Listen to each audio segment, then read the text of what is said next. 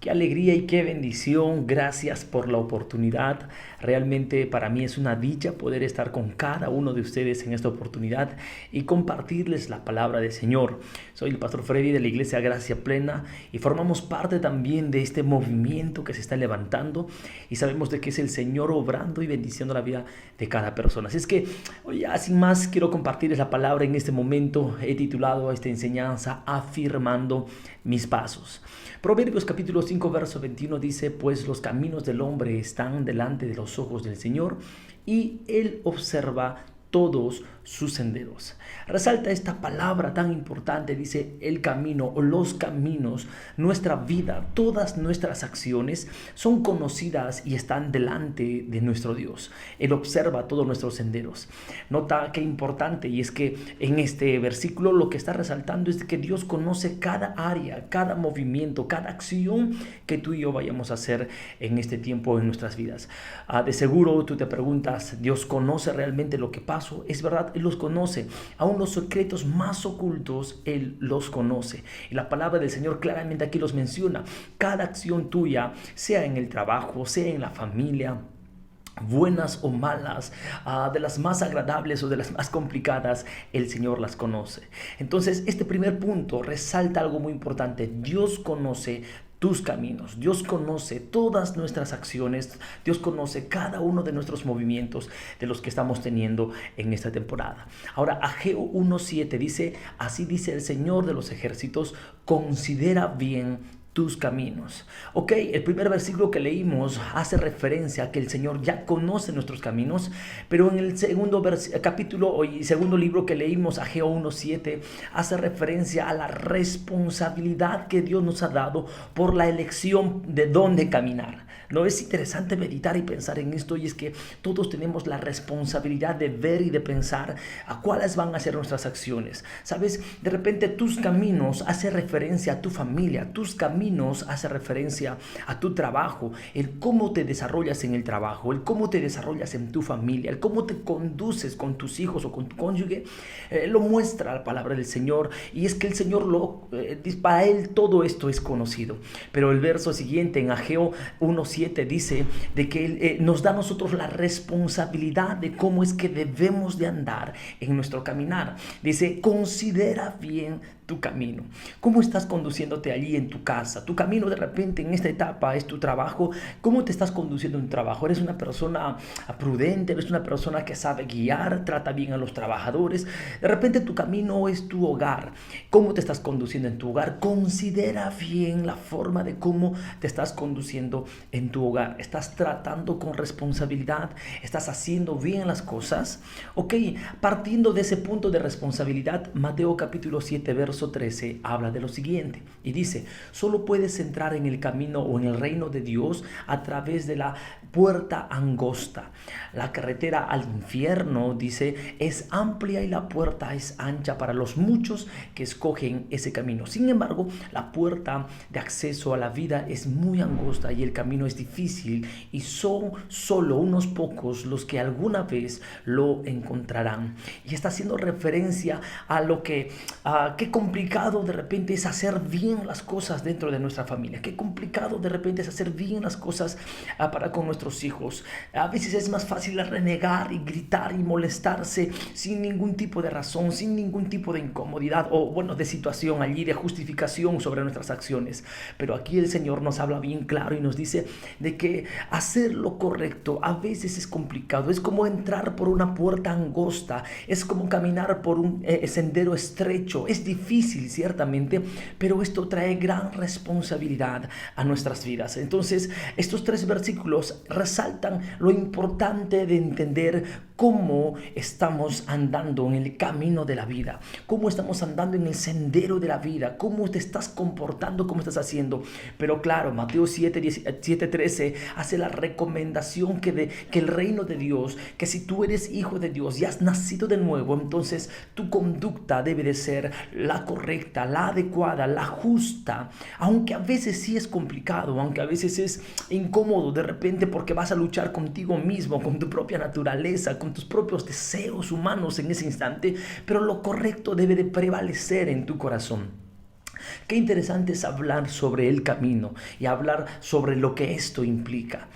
Ciertamente había una ocasión un joven que se había comprado un carro y de repente él no quería hacer caso omiso a sus papás, y aunque sus papás le decían, oye, ten cuidado con el carro, no estés acelerando mucho. Y en una ocasión él se va a las orillas de una playa y en una pista, y sencillamente él ve señales que indicaban de que no era un lugar prudente donde alguien tenía que manejar menos en mucha velocidad, pero él le ponía toda la velocidad posible y las señales indicaban cada vez peligro y peligro, hasta que en un momento dado en una curva sencillamente había un derrumbe y ¡pum! El hombre sufre un accidente y tristemente fallece. Muchos de nosotros, aunque vemos señales en el camino, aunque vemos las indicaciones de que hay cosas que no están andando bien, que no están marchando bien, somos tercos y somos necios y bueno, continuamos a pesar de las señales que estas ya nos van mostrando, y terminamos siendo golpeados, terminamos siendo de repente o viviendo las consecuencias de nuestras decisiones.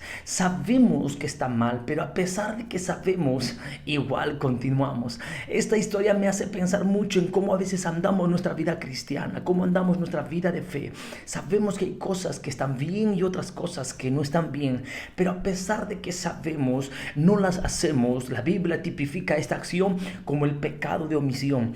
Hay cosas que sabes que debes de hacer, pero no las haces, por más buenas que sean. Pecado no siempre es lo malo que haces, sino también es lo bueno que no haces. Entonces entendamos bien este principio. A veces no estamos seguros de a dónde nos lleva un camino.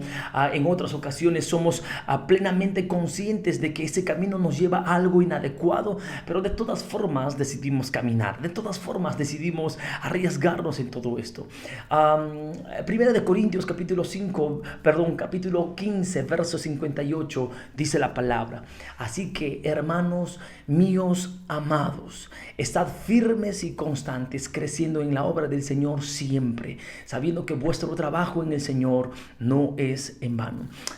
Este es uno de los versículos que para mí personalmente hace referencia al equilibrio saludable de la vida cristiana y la obra del Señor. La vida cristiana y la obra del Señor. La vida cristiana es el camino en el que nos encontramos, y ciertamente la vida cristiana tiene algunos principios en el que nosotros debemos de movernos. Número uno es el principio de entender que somos amados. Es el principio de entender que somos amados. En otras palabras, muchos sabemos que hay el camino que lleva a la vida, pero para esto tenemos que entrar al camino. Si no entras al camino, que aunque es estrecha el camino, angosta la puerta, pero esto lleva a la vida. Pero tenemos que estar allí. Si tú no entras en el camino, difícilmente vas a andar en el camino o crecer en el camino, ¿ok?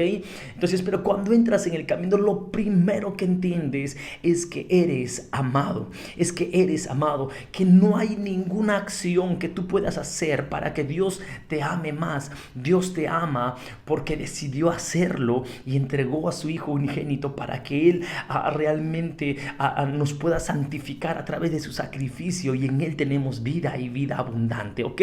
Entonces eso significa entrar en el camino. Hablar del camino hace referencia a entrar en el camino, y como dice Primera de Corintios, es que somos amados.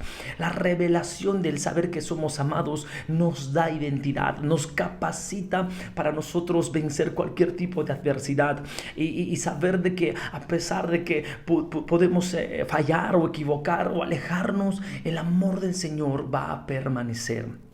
Número 2, hay algo que tenemos que entender en el camino, y es que en el camino aprendemos a dar pasos. Esto implica nuestra capacidad de confiar cada día más. Por eso dice la palabra y nos llama a la atención a vivir este principio: firmes y constantes. Como les dije en un principio, este versículo hace referencia a dos tipos de acciones: la vida cristiana y la obra de Dios. Entonces, dentro de la vida cristiana tenemos que estar en el camino, tenemos que esforzarnos allí, pero también nos dice que tenemos que estar firmes y que tenemos que ser constantes. En otra versión dice esto, que tenemos que ser fuertes y tenemos que ser constantes. Entonces la vida cristiana no es un campo de juego, es un campo de batalla. Por eso es que la firmeza y la constancia son palabras claves para que tú y yo lleguemos a la meta, para que tú y yo veamos los resultados que estamos esperando. La firmeza, esa capacidad de permanencia a pesar de. Para mí la firmeza habla sencillamente de algo, de carácter. Habla de carácter, porque muchos de nosotros podemos de repente ser vulnerables o ser volátiles, o de repente ser como algunos dicen, doble cara, y de repente un día dicen sí, me levanto, y te comprometes y te apasionas, pero al día siguiente algo no funciona y te sientes mal, te alejas del Señor, eres una persona insegura, inconstante. Entonces eso no habla de carácter. Un día tú tomas la decisión de sí, te amo mi amor, vamos a seguir adelante, vamos a continuar, pero otro día dices, ¿sabes qué? Tenemos que separarnos y no podemos continuar, y eso no es nada saludable. Por eso la firmeza tiene que ver con carácter, con tu capacidad de resistencia ante las situaciones, ante los momentos complicados. Y dice constancia. Para mí la única forma de saber de que alguien es valiente es en su capacidad de continuar a pesar de. ¿Sabes? Uno solo continúa y persevera cuando tiene la seguridad de que adelante está la meta y de que junto con él camina el Rey de Reyes y Señor de Señores. Uno tiene la seguridad de saber de que es Dios nuestra fortaleza y tiende a caminar con seguridad hacia adelante, y por eso uno dice, ok, voy a perseverar. Hoy no funcionó, hoy no me fue tan bien, hoy no se realizó las cosas como hubiese querido, pero a pesar de eso yo voy a continuar porque sé que Dios está conmigo y sé que en el proceso Él comenzará a formar y hará las cosas de una mejor manera. Entonces eso es constancia. Tengo una frase que siempre digo, es que en los constantes intentos se descubren los grandes inventos. Entonces hay cosas que tú y yo vamos a alcanzar y vamos a lograr, pero necesitamos ser constantes. Vamos, no te rindas, no te desanimes, no declines en tu capacidad de seguir adelante. Entonces, ¿cómo me fortalezco en el Señor? Si hay algunas actitudes que tienes que tomar, una de ellas es que tienes que cuidar tu relación con Dios. Tienes que cuidar tu relación con Dios. Por eso la palabra dice así, permaneces en mí y mi palabra permanece en ti. ¿Sabes?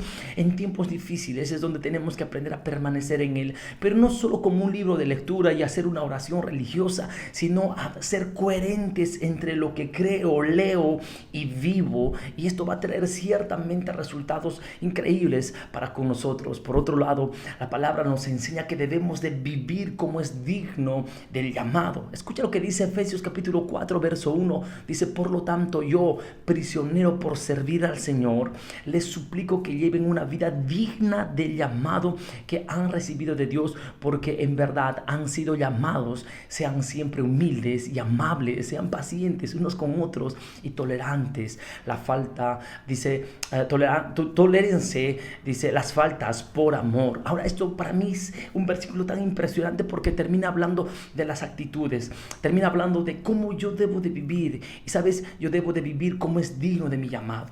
Me llamó alguien santo, alguien maravilloso, alguien poderoso, digno de toda gloria y honra, lo que significa que yo debo de vivir, que debo de dignificar, honrar, alabar con mi vida. Si por ejemplo yo conozco médicos y los médicos tienen que hacer un juramento, y es un juramento a su carrera, y si ellos fallan este juramento, literalmente ponen en riesgo su carrera y ponen en riesgo la ética profesional que ellos tienen. Es lo mismo que sucede en la vida cristiana. Nosotros aceptamos la responsabilidad de vivir para Cristo. Por eso digo, este es el primer principio, la vida cristiana. Pero esa vida cristiana la tienes que vivir como es digno de ese llamado. El Señor te llamó, entonces vive para glorificarlo. Tus palabras, tus pensamientos, tus acciones, que todo lo que tú eres glorifique al Señor. Amén. Entonces, por otro lado, es importante entender este principio, algunas actitudes que nos recomienda la Biblia que debemos de tener. Una de ellas es la perseverancia.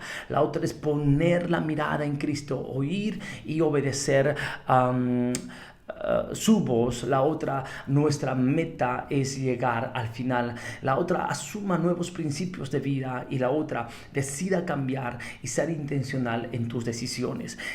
Y el segundo principio es la obra del Señor.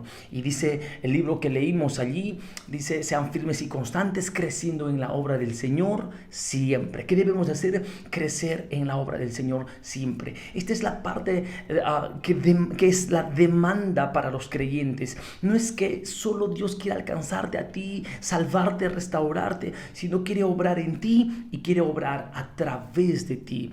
Esto es lo que el Señor ha diseñado para nosotros, propósitos las cuales las quiere cumplir. No podemos desligar, aquí viene la revelación de esta palabra, no podemos desligar la vida cristiana de la obra de Dios. Entonces muchos de nosotros somos solo personas que viven una vida cristiana. Sí, bien, te esfuerzas, perseveras, pero no te comprometes con la obra del Señor, no te involucras en servir allí de repente en este tiempo, en las cámaras, en las luces, en la parte técnica, quién sabe, o en los grupos de conexión, en las células, en los grupos pequeños, en las actividades que tu iglesia organiza. No te involucras. Entonces hay algo que tienes que entender, que no puedes separar la vida cristiana de la obra de Dios. El Señor habla de una vida cristiana ligado a crecer constantemente en la obra de Dios, y tu crecimiento en la obra del Señor no es en vano. Hay resultados buenos, positivos, y esto lo aclara básicamente Efesios capítulo 12 verso 13. Dice: